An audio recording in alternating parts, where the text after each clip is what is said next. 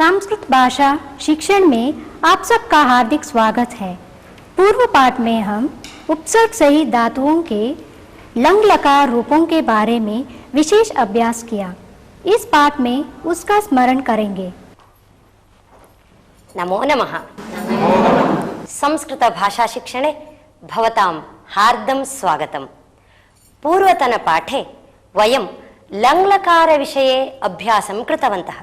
तथैव उपसर्ग सहित धातूनां रूपाणि कथं भवन्ति, लङ्लकारे तेषां प्रयोगः कथम् इत्यपि ज्ञातवन्तः। इदानीं पुनः तस्य स्मरणं कृत्वा अग्रे गच्छामः। अत्र पश्यन्तु, अत्र कानिचन वाक्यानि सन्ति। अहं तानि पठामि। कृषिकः सर्पं प्राहरत्, गुरुः शिष्यम् उपादिशत्, माला पेटिकाम् उदघाटयत्, जननी आसने उपाविशत्, गृहिणी दीपान् प्राज्वालयत्। अत्र सर्वत्र वाक्येषु उपसर्ग सहित धातूनां लङ्लकाररूपाणि प्रयुक्तानि सन्ति। इदानीं तस्मिन् विषये एव नूतनम् एकम् अभ्यासं कुर्मः। अहम् उपसर्ग सहित धातोः लट् रूपं वदामि। एका उपसर्गं पृथक् कृत्य लङ् रूपं वदति, अपरा सन्धिं कृत्वा पूर्णं रूपं वदति। यथा निपतति, नि अपतत्, अन्या वदति न्यपतत्। परिहरति, परि आहरत्, पर्यहरत्। एतेन क्रमेण भवन्तः रूपाणि वदन्तु। अवनमति,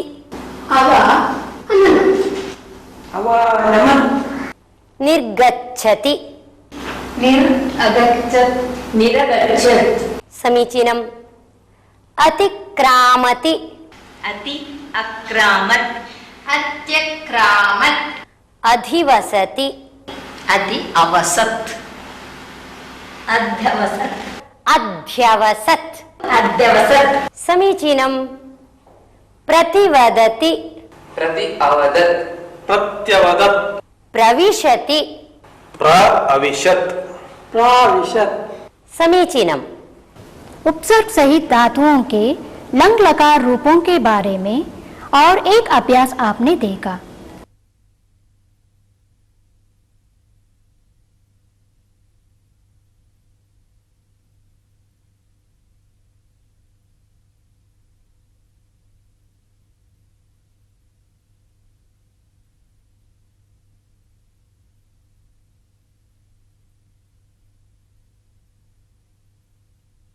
अनयोः लङ्लकाररूपे कश्चन विशेषः अस्ति।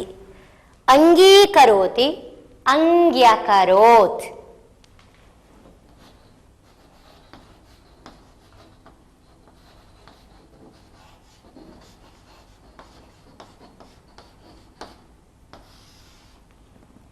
स्वीकरोति, स्व्यकरोत्।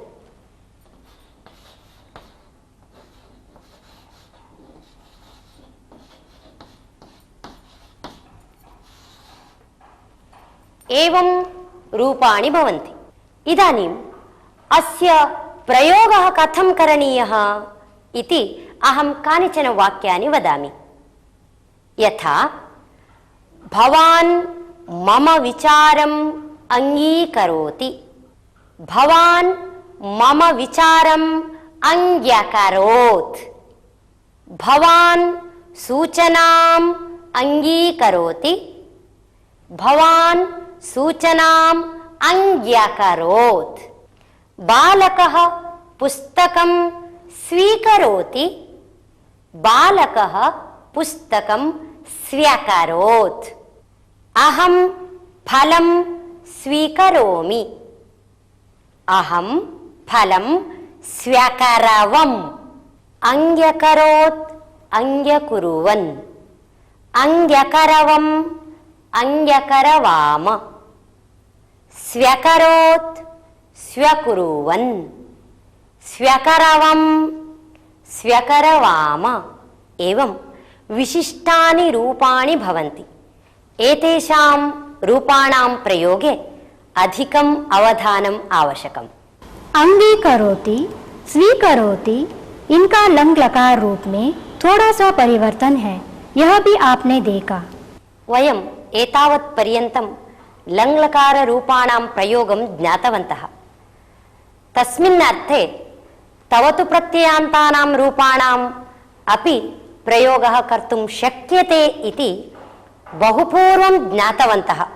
तानि च रूपाणि भवन्ति यथा गतवान् गतवन्तः, पठितवान् पठितवन्तः, कृतवान् कृतवन्तः, स्त्रीलिङ्गे पठितवती पठितवत्यः, कृतवती कृतवत्यः, गतवती गतवत्यः, नपुंसकलिङ्गे गतवत् गतवन्ति, कृतवत् कृतवन्ति एवं रूपाणि भवन्ति।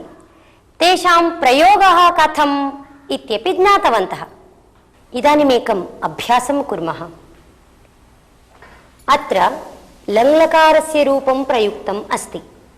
भवन्तः तवतु प्रत्ययान्तरूपं योजयित्वा वाक्यानि वदन्तु। यथा सः शिलाम् अक्षिपत्, सः शिलां क्षिप्तवान् योजयित्वा वदन्तु। माधवः भित्तिम् अस्पृशत्, सेविकाः सस्यम् असिञ्चन्, सिक्तवत्यः, पूर्णं वदन्तु। अग्निः गृहम् अदहत्, कृषकः धेनुम् अपालयत्, अहं दुरभ्यासम् अत्यजम्, गुरुः धर्मम् अबोधयत्। भवती वदतु। गुरुः धर्मं बोधितवान्, सा वस्त्रम् अस्थापयत्, सा वस्त्रं स्थापितवती, मार्जाराः मूषकम् अखादन्, मार्जाराः मूषकं खादितवन्तः, भवान् देवम् अनमत्, भवान् देवं नतवान्, कविता विषयम् अवदत्, कविता विषयम् उक्तवती, उक्तवती, कविता विषयम् उक्तवती, ताः वाहनम् अचालयन्, ताः वाहनं चालितवत्यः। लंग लकार का प्रयोग जहाँ किया जाता है वहाँ तवतु प्रत्ययान्त का भी प्रयोग हो सकता है, यह भी आपने अभी तक देखा। लकार श्रृंखलायां वयमिदानीम् अन्यमेकं लकारं पश्यामः। यथा वर्तमानकालार्थे लट्लकारः तथा भविष्यत्कालार्थे लृट्लकारः प्रयुज्यते। भविष्यत्कालार्थे कः लकारः? समीचीनं। वयं भविष्यत्कालस्य रूपाणि कथं भवन्ति इति जानीमः एव। यथा गच्छति गमिष्यति, भवति भविष्यति, करोति करिष्यति, नायकः अग्रे अग्रे गमिष्यति, नटी नृत्यं करिष्यति, सेवकाः मार्जनं करिष्यन्ति। एतादृशानि वाक्यानि भवन्तः वदन्ति वा? भवती वदतु। श्वः परीक्षा भविष्यति, समीचीनम्। आवां शिक्षिके भविष्यावः, बालकाः मोदकं खादिष्यन्ति। उत्तमम्। एषा किमपि न करिष्यति,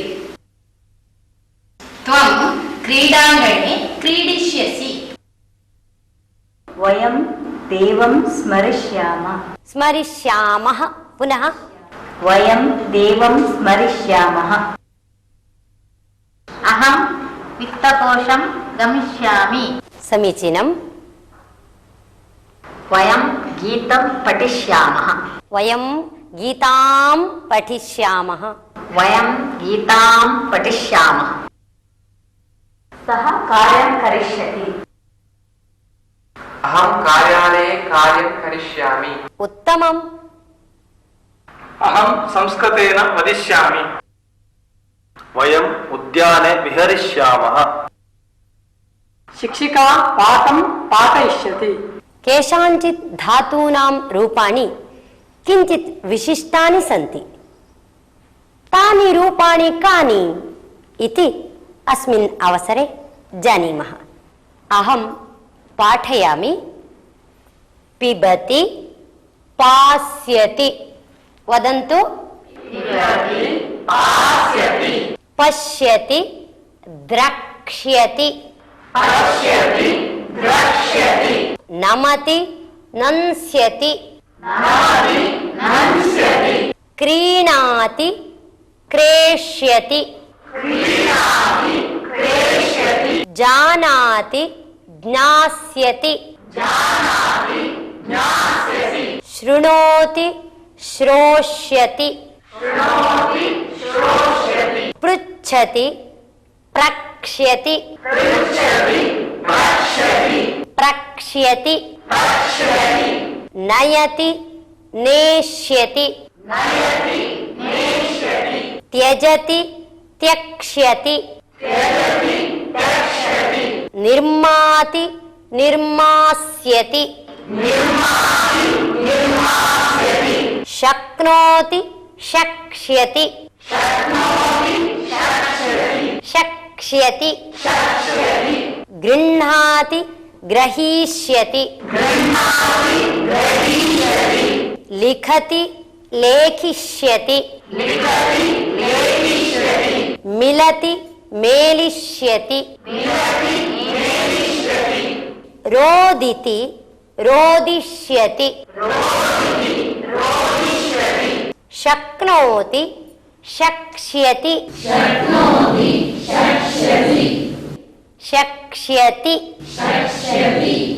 इदानीम् एकं विशिष्टम् अभ्यासं कुर्मः अत्र काचित् महिला अस्ति एषा आसन्नप्रसवा अस्ति एषा किं किं चिन्तयेत् मम शिशुः भविष्यति शिशुः उच्चैः रोदिष्यति सः क्षीरं पास्यति इदानीं भवन्तः ऊहां कृत्वा वदन्तु भवती वदतु सः विद्यालयं गमिष्यति सः संस्कृतं ज्ञास्यति उत्तमम् सः प्रश्नं प्रक्ष्यति सः सर्वं कर्तुं शक्ष्यति शक्ष्यति शक्ष्यति सः सर्वं कर्तुं शक्ष्यति सः सर्वं कर्तुं शक्ष्यति सः IAS परीक्षां लेखिष्यति सः दुर्गुणं त्यक्ष्यति उत्तमम् सः विवाहं करिष्यति समीचीनम् लकार श्रृंखला में आगे है रुट लकार। भविष्य काल का अर्थ में इसका प्रयोग किया जाता है। रुट लकार में रूप कैसे बनते हैं, उनका प्रयोग कैसे होता है, यह सब अभी तक आपने जान लिया होगा। अगले पाठ में हम इसके बारे में और अभ्यास करेंगे। वयमिदानीम् एकं सुभाषितं शृणुमः।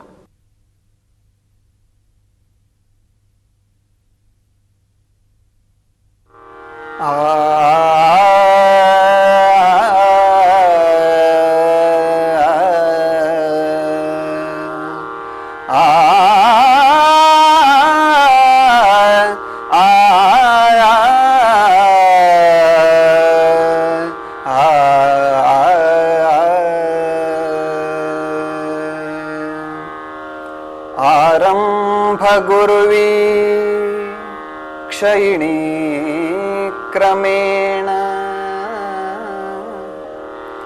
आरंभ गुर्वी क्षयिणी क्रमेण लघ्वी पुरा वृद्धिमती च पश्चात् लघ्वी पुरा वृद्धिमती च पश्चात् दिनस्य पूर्वार्ध परार्ध भिन्ना दिनस्य पूर्वार्ध परार्ध भिन्ना छायेव मैत्री खल सज्जनानां खल सज्जनानाम् आरंभ गुर्वी क्षयिणी क्रमेण लघ्वी पुरा वृद्धिमती च पश्चात् दिनस्य पूर्वार्ध परार्ध भिन्ना छायेव मैत्री खल सज्जनानां छायेव मैत्री खल सज्जनानाम्। अस्मिन् सुभाषिते दुर्जनस्य सज्जनस्य च स्नेहः वर्णितः अस्ति। दुर्जनस्य मैत्री आरम्भगुर्वी भवति। यथा प्रातःकालस्य छाया आरम्भे अधिका भवति, पश्चात् न्यूना न्यूना भवति। एवमेव दुर्जनस्य स्नेहः अपि आरम्भे गुरुः भवति, गच्छता कालेन लघुः भवति। परन्तु सज्जनस्य स्नेहः अपराह्नकालिकी छाया इव भवति। अपराह्णे छाया आरम्भे लघ्वी चेदपि अनन्तरं दीर्घा एव भवति। एवमेव सज्जनस्य मैत्री अपि आरम्भे लघ्वी चेदपि अनन्तरं वृद्धिमती भवति। एवं दुर्जनसज्जनयोः मैत्री बहु समीचीनतया अत्र वर्णिता अस्ति। इस सुभाषित में दुर्जन और सज्जनों की मैत्री कैसी होती है यह वर्णित किया गया है। दुर्जनों की मैत्री प्रभात काल की छाया के जैसे आरंभ में विशाल और समय जाने के पश्चात छोटी होती है, लेकिन सज्जनों की मैत्री तो अपराह्नकालीन छाया के जैसे आरंभ में छोटी होते हुए भी समय बीत जाने से बढ़ती जाती है।